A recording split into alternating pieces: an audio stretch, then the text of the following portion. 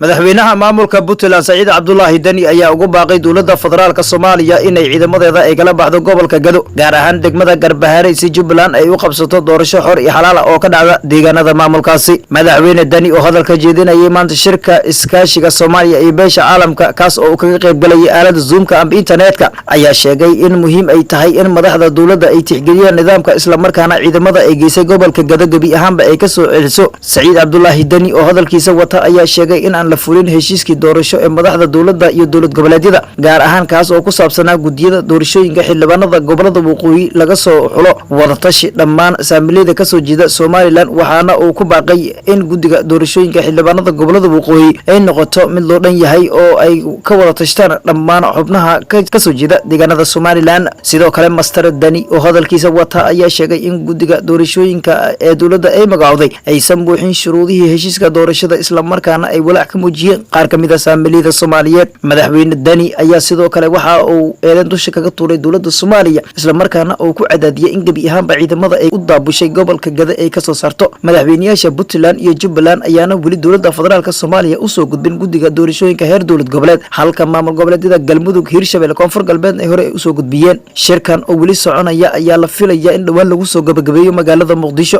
Ra'iisul Wasaaraha Jamhuuriyadda Federaalka Soomaaliya Maxamed Xuseen Rooble oo maanta ka qayb galay kulanka ayaa waxa uu sheegay in dhawaan uu la kulmi doono midowga musharaxiinta u taagan qabashada xilka madaxweynaha isagoo ka dhaadhicin doona waxyaabaha ay ku qanci karaan maadaama midowga musharaxiinta ay walaac ka muujiyeen gudiga doorashooyinka dhawaan ay magacowday dowladda Soomaaliya. Sidoo kale Ra'iisul Wasaaraha Jamhuuriyadda Federaalka Soomaaliya ayaa sheegay in maalmaha soo aadan uu gaari doono magaalooyin ay ka mid yihiin Garowe, Gaalkacyo, Dhuusamareeb oo ka kala tirsan maamulada Galmudug iyo Puntland.